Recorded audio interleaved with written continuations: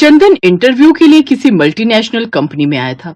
वो अपनी बारी का इंतजार कर रहा था और मन ही मन सोच रहा था कि इस बार नौकरी लगी जाए, वरना सब कुछ बर्बाद हो जाएगा। मेरे सारे दोस्तों की शादी हो गई, एक मैं ही कुंवारा बचा हूं। इसलिए 7 साल से मेहनत कर रहा हूं, पर कोई नौकरी नहीं लगी। जो लोग मेरी नकल करके पास हुए उनकी नौकरी तक लग गई, पर मेरी नहीं लगी। इतने में एक सेक्रेटरी ने चंदन को बुलाया। चंदन इंटरव्यू देने के लिए अंदर चला गया। चंदन बहुत पढ़ा लिखा और समझदार तो था ही, इसलिए उसका इंटरव्यू क्लियर हो गया और उसे बहुत अच्छी नौकरी मिल गई। कांग्रेचुलेशंस मिस्टर चंदन, हमें आप जैसे लोगों की ही अपनी कंपनी में जरूरत थी। कल से आप ज्वाइन कर सकते हैं। आपको ज्वाइनिंग लेटर आज रात तक आपके घर पहुंच जाएगा। घर पहुंचने के बाद चंदन खुशी के मारे नाचने लगा। उसकी माँ और बहन सब कुछ देख रही थी। क्या बात है भैया, आज बड़े खुश लग रहे हो। हाँ चंदन, बात क्या है।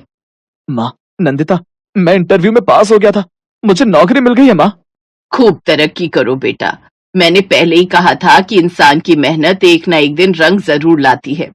माँ, अब जल्दी से मेरी भी शादी करवा दो। मेरे सारे दोस्तों की शादी हो गई, सब लोग मुझे चिढ़ाते रहते हैं। मैं बस शादी इसीलिए नहीं कर रहा था क्योंकि मेरी नौकरी नहीं लगी थी। माँ, मुझे लगता है भैया नौकरी से ज्यादा अपनी शादी के लिए खुश हैं। खैर, 2 दिन बाद पंडित जी रिश्ता लेकर आए।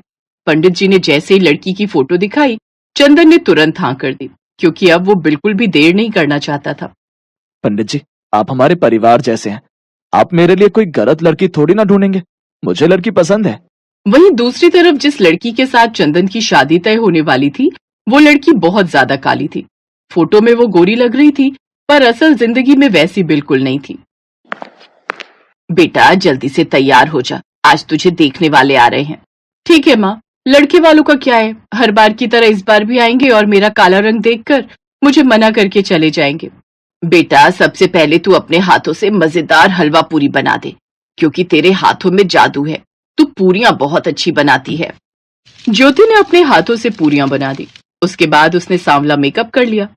अब वो इतनी ज्यादा काली नहीं लग रही थी और ना ही इतनी ज्यादा गोरी लग रही थी। जैसे ही लड़के वाले देखने आए, चंदन ने तुरंत हाँ कर दी। मुझे सांवली लड़कियां बहुत पसंद है, और वैसे भी मेकअप करने के बाद तो गोरी दिखती ही होगी आप। ज्योति कुछ बोलने ही वाली होती है कि तभी उसकी माँ ने उसे रोक दिया। तो इस तरह ज्योति और चंदन की शादी हो गई। सुहाग रात की अगली सुबह जब ज्योति नहा धोकर कमरे से बाहर निकली, तो उसे देखते ही उसकी सास बेहोश हो गई। माँ की चीख सुनकर चंदन भी नींद में अपने कमरे से बाहर आया। क्या हुआ माँ को? तभी चंदन की नजर उसकी बीवी ज्योति पर गई। ज्योति को देखते ही चंदन भी बेहोश होकर जमीन पर गिर गया। उन दोनों की चीख सुनकर ज्योति की ननद नंदिता भी वहां पर आ गई। माँ, भैया, क्या हुआ इन दोनों को? अरे भाभी, कुछ बोलती क्यों नहीं आप? और आपने सुबह सुबह अपने चेहरे पर चारकोल क्यों लगा रखा है? ज्योति ने अपनी माँ और भाई पर पानी डाला, तब जाकर उन दोनों को होश आया। होश आते ही दोनों की नजर एक बार फिर से ज्योति पर गई। दोनों उसे देखकर डर गए। ये चुड़ैल अभी तक खड़ी है, जल्दी से लो बांध सुलगाओ, कोई तांत्रिक बुला बेटा। माँ, मुझे लगता है साक्षात काली माँ हमारे घर पधारी है। हम फालतू में डर रहे हैं। सही कहा तूने, जय हो काली माता, जय हो काली माता। दोनों माँ बेटे ज्योति के पैरों में गिर पड़े। जय काली कलकत्ते वाली, तेरा वचन न जाए खाली। दे ताली, दे ताली, दे ताली, ताली दे। भाभी, लगता है ये दोनों पागल हो गए। आप जाकर चारकोल हटाइए अपने चेहरे से। आप कुछ बोल क्यों नहीं रही? कहीं सच में तो काली माँ नहीं आ गई? तभी ज्योति ने कहा, मैं ज्योति ही हूँ, आप लोग खड़े हो जाइए। उसकी माँ और चंदन खड़े हो गए। देखा, मैंने कहा था ना ये भाभी हैं। इन्होंने अपने चेहरे पर ब्लैक वाला फेस पैक लगा रखा है। फेस पैक पूरे शरीर में लगा रखा है क्या? ये तो मैंने ध्यान ही नहीं दिया। मेरा असली रंग यही है, मैं बचपन से इतनी ही काली हूँ। सब लोग हैरान रह गए। आपने ही तो कहा था कि आपको सांवला रंग बहुत पसंद है। मैंने सांवला कहा था, काला नहीं। इसमें तेरी ही गलती है चंदन, तुझे बहुत जल्दी थी ना शादी की, अब भुगत। बहू की इसमें कोई गलती नहीं है। बस बहू अचानक रात में मेरे सामने मत आना, मैं दिल की कमजोर हूँ। भाभी, इतनी काली औरत मैंने आज तक नहीं देखी। उसकी सास और ननद अपने कमरे में चले गए।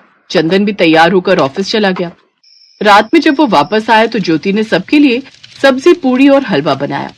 बहू, तेरे हाथों की पूड़ियां तो कमाल हैं। इसमें कुछ अलग डालती है क्या?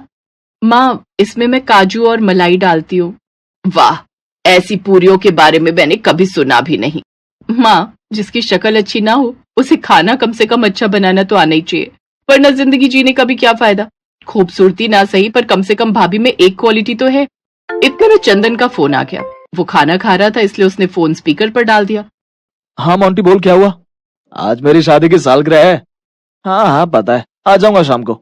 पर भाभी जी को लेकर आना। माफ करना, वो नहीं आ पाएगी। वो किसी काम से अपने मायके गई हुई है। ये सुनकर ज्योति हैरान रह गई क्योंकि ज्योति तो वहीं उसके सामने खड़ी थी। अरे तो उन्हें रिसीव कर लेंगे। मैंने एक बार बोला ना कि वो नहीं आ सकती। हाँ ठीक है, भड़कता क्यों है? अब ज्योति के सामने कोई नहीं आता था क्योंकि उसका काला रंग किसी को भी पसंद नहीं था। अगली सुबह चंदन से मिलने उसके ऑफिस के कुछ दोस्त आए। सुनो, जब तक मेरे दोस्त चले नहीं जाते तुम कमरे से बाहर मत निकलना, वरना काली बेबी कहकर लोग मेरी इंसल्ट करेंगे। इतना कहकर चंदन कमरे से बाहर चला गया और उसने बाहर से कुंडी लगा ली। ज्योति कमरे में बैठकर रोने लगी। रात हो गई पर किसी ने दरवाजा नहीं खोला क्योंकि मेहमान अभी तक बैठे थे। मेरी वजह से चंदन के परिवार की इंसल्ट होती है। कोई मेरे सामने तक नहीं पड़ना चाहता। मैं आखिर कब तक यूं ही घुट घुट कर जीती रहूंगी। इतनी लंबी जिंदगी इस तरह से नहीं जी पाऊंगी। माँ से बताकर उन्हें भी परेशान नहीं करना चाहती। इससे पहले कि चंदन ये दरवाजा खोले मैं खिड़की से भाग जाती हूँ। ज्योति ने कुछ कपड़े लिए और खिड़की से भाग गई। रात में अकेली सड़कों पर वो भटकने लगी। वो रोते रोते किसी जंगल में पहुंच गई। ये जंगल बहुत बड़ा है, यही सो जाती हूँ। कोई शेर आएगा, मुझे खा जाएगा और बिना दर्द के मैं मर जाऊंगी। ज्योति उसी जंगल में सो गई। करीब आधी रात को ज्योति को किसी के कराहने की आवाज सुनाई दी, जिससे वो जाग गई। उसने देखा कि बूढ़ी औरत पानी मांग रही है। अरे कोई है, कोई पानी पिला दो मुझे, मेरे घर तक पहुंचा दो। अम्मा ये लो पानी पियो। उस बूढ़ी औरत ने पानी पिया। अरे बिटिया, इतनी रात में इस घने जंगल में क्या कर रही हो? कुछ नहीं अम्मा, तुम जाओ, मैं इसी जंगल में रहती हूँ। वो सामने मेरी कुटिया है, चलो मेरे साथ, यहाँ खतरा हो सकता है। ज्योति उस बूढ़ी औरत के साथ उस कुटिया में चली गई।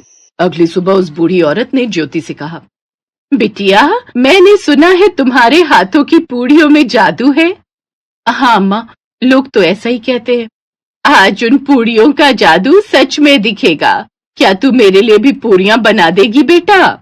बिल्कुल अम्मा। ज्योति ने पूड़ियां बना दी। पूड़ियां खाते वक्त ज्योति ने सारी बात उन बूढ़ी अम्मा को बता दी। बेटा, काले रंग की आजकल कोई कदर नहीं करता, जबकि सबसे गहरा रंग काला ही होता है। पूड़ियां खाते खाते ज्योति का रंग हद से ज्यादा गोरा हो गया, पर उसे इस बात का अंदाजा नहीं था।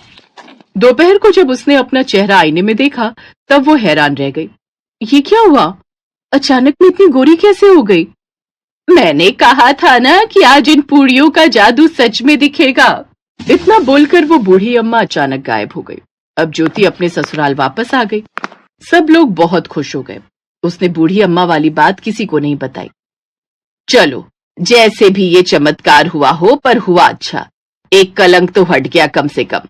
चल बहू, इसी खुशी में अपने हाथों की मस्त पूड़ियां खिला दे। रात को ज्योति ने सबके लिए पूड़ियां बनाई।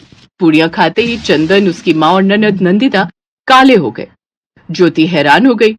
तभी ज्योति के सामने वही बूढ़ी औरत प्रकट हुई। चौंक गई बिटिया, भूल गई, मैंने कहा था ना कि आज इन पूड़ियों का जादू सच में दिखेगा। उसके बाद से ससुराल में सिर्फ ज्योति की ही चलने लगी और वो खुशी खुशी रहने लगी। कजरी एक काले रंग की लड़की थी जिसकी शादी सुरेश नाम के लड़के से कुछ दिन पहले ही हुई थी।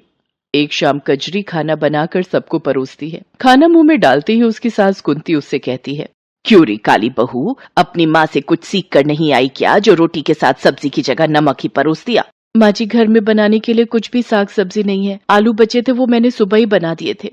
कैसे करम फूटे हैं हमारे। जब से इस काली बैंगन ने हमारे घर पर कदम रखे हैं तब से बरकत ही नहीं हो रही इस घर में। और अब तो ऐसे दिन आ गए हैं कि नमक के साथ हमें रोटी खानी पड़ रही है। कजरी के प्रति कुंती की इस कड़वाहट का कारण उसका काला रंग था। उसके काले रंग को लेकर वो अक्सर उसको कोसती रहती थी। लेकिन कजरी का रंग भले ही काला था, पर उसका दिल एकदम साफ था। वो दुर्गा माँ के प्रति बड़ी आस्था रखती थी। कजरी का पति सुरेश दिहाड़ी मजदूरी करके अपना घर चलाता था, लेकिन पिछले कुछ दिनों से उसकी तबीयत कुछ ठीक नहीं थी, जिस वजह से वो काम पर नहीं जा पा रहा था। डॉक्टर साहब, आखिर क्या हुआ है मेरे बेटे को? गर्मी में लू लगने के कारण इन्हें उल्टी दस्त और बुखार आ गया है। आप इनके सिर पर ठंडे पानी की पट्टियां रखिए, साथ ही ये दवाई दे दीजिएगा। और हाँ, इनके शरीर में अभी काफी कमजोरी है, इसलिए अभी 2 महीनों तक इन्हें बेड रेस्ट पर ही रहना होगा। ये सुनकर कजरी का मन बड़ी ही उलझन में फंस गया और वो सोचने लगी, जब तक सुरेश जी ठीक नहीं हो जाते मुझे ही कुछ न कुछ काम करके इस गृहस्थी को चलाना होगा। मुझे जल्द ही कुछ करना होगा, नहीं तो ये घर दाने दाने तक को मोहताज हो जाएगा। ऐसा सोचकर कजरी भूखी प्यासी काम ढूंढने निकल गई, लेकिन पूरे 50 घर के दरवाजे खटखटाने के बाद भी उसे काम नहीं मिला। अब बस ये घर एक आखिरी उम्मीद है। ये सोचकर वो उस घर का दरवाजा भी खटखटाती है। कुछ देर बाद वहां से एक औरत निकल कर आती है। मालकिन, मैं गरीब सुबह से काम की तलाश में निकली हूँ, लेकिन कोई भी काम देने को तैयार नहीं है। मुझे काम की बहुत जरूरत है, प्लीज मुझे काम दे दीजिए। देखो, मेरे घर पर काम वाली बाई लगी हुई है, लेकिन हाँ, अगर तुम बाजार से जाकर मेरे लिए कुछ सामान ले आओ तो उसके बदले मैं तुम्हें 100 रुपए दे दूंगी। वो क्या है ना, धूप की वजह से मुझसे तो बाहर निकला ही नहीं जा रहा। हाँ हाँ मालकिन, आप बता दीजिए, मैं सामान ले आऊंगी। कजरी बाजार से सामान लाकर उस औरत को दे देती है। साथ ही वो औरत उसे 100 रुपए दे देती है, जिनसे कजरी घर के लिए आटा चावल लेती है। लेकिन सब्जियों के दाम सुनकर वो चौंक जाती है। हे राम, सब्जियां तो कितनी महंगी है और मेरे पास तो ये थोड़े से पैसे ही बचे हैं। ऐसा करती हूँ, आलू ही ले लेती हूँ, सस्ते हैं तो ज्यादा भी आ जाएंगे। वो उन थोड़े से बचे हुए पैसों से आलू खरीद लेती है। तभी वो देखती है कि एक बूढ़ी औरत 20 रुपए में 1 पाव अचार दे रही है। उसके पास काफी भीड़ लगी हुई है। कजरी झट से उसके पास जाती है। अम्मा, 1 पाव अचार दे दीजिए। अचार, आलू और आटा लेकर कजरी घर आ जाती है, लेकिन सारे रास्ते वो बस अचार वाली के पास लगी भीड़ के बारे में ही सोचती रहती है। और घर आकर वो अपने पति को ये बात बताती है। आज मैंने बाजार में एक बूढ़ी औरत को अचार बेचते देखा। उनके पास अचार खरीदने के लिए काफी लंबी लाइन लगी थी। मैं सोच रही हूँ क्यों ना मैं भी अचार बनाकर बाजार में बेचूं। बात तो ठीक है, लेकिन अचार बनाने के लिए जो सामान चाहिए उसके लिए तुम्हारे पास पैसे आएंगे कहाँ से? बंसी काका से कुछ पैसे उधार ले लूंगी और जैसे ही पैसे आ जाएंगे उन्हें लौटा दूंगी। वो बड़ी उम्मीदों के साथ बंसी काका के पास जाती है, लेकिन वो उसे उधार देने से मना कर देते हैं। वो रोते हुए घर आ रही थी कि तभी उसे रास्ते में वो अचार वाली बूढ़ी अम्मा मिलती है, जो कि एक पेड़ के किनारे बैठी हुई होती है। अरे बूढ़ी अम्मा, आप इस वक्त यहाँ क्या कर रही हैं? बेटी, कल रात मेरे गांव में बहुत तेज बादल फटा, जिसके बहाव में आकर मेरा सारा घर बह गया। अब मेरे पास कुछ भी नहीं है। अम्मा, लेकिन आज भी मौसम खराब है, बारिश आने वाली है। आप ऐसे में कहाँ जाएंगी? एक काम करिए, आप मेरे साथ मेरे घर चलिए। उस रात वो बूढ़ी अम्मा कजरी के घर ही रुकती है। फिर अगले दिन सुबह वो बूढ़ी अम्मा वहाँ से जाने लगती है तो कजरी उससे बोलती है, अम्मा, आप इस उम्र में कहाँ जाएंगी? जब तक आपके रहने का कोई ठिकाना नहीं हो जाता, आप यहीं हमारे साथ ही रहिए। वो बूढ़ी अम्मा मान जाती हैं। फिर कजरी ने उनके सामने अचार बनाने की बात बताई। तो बेटा, तूने मुझे पहले क्यों नहीं बताया? ये ले, मेरे पास कुछ पैसे हैं, तू इनसे अचार बनाने का सामान ले आ। कजरी उन पैसों से सामान लेकर घर आती है। दोनों मिलकर बड़ा ही स्वादिष्ट अचार बनाती हैं। अम्मा, वैसे आपने मुझे अपना नाम नहीं बताया। वैसे तो बेटी मेरा नाम भवानी है, लेकिन लोग मुझे कई नामों से बुलाते हैं। कुछ तो मुझे दुर्गा भी कहते हैं। ये सुनकर कजरी सोच में पड़ जाती है। अगले दिन कजरी दुर्गा माँ के सामने मत्था टेक कर बूढ़ी अम्मा के साथ अचार बेचने बाजार जाती है। कुछ ही देर में उसके पास लोगों की भीड़ लग जाती है। मुझे 2 किलो अचार दे दो, मेरी बहू पेट से है, उसका बड़ा मन करता है अचार खाने को। और मुझे 3 किलो। कुछ ही देर में उसका सारा अचार बिक जाता है। कुछ ही दिनों में वो सारे बाजार में स्वादिष्ट अचार वाली के नाम से मशहूर हो जाती है। उसकी खूब अच्छी कमाई होने लगती है। अम्मा, आज तुम्हारे कारण ही मेरी अच्छी कमाई होने लगी है। बेटी, ये सब दुर्गा माँ का कमाल है। मेरी मान तो अपनी कमाई में से कुछ हिस्सा तू गरीबों में दान कर, इससे दुर्गा माँ बहुत खुश होंगी। कोई जरूरत नहीं है भिखारियों को दान देने की। अरे पैसे क्या पेड़ पर उगते हैं? और तू बुढ़िया, जल्दी से अपना बोरिया बिस्तर यहाँ से बांध ले। अब तुझे हम और इस घर में मुफ्त की रोटियां तोड़ने नहीं दे सकते।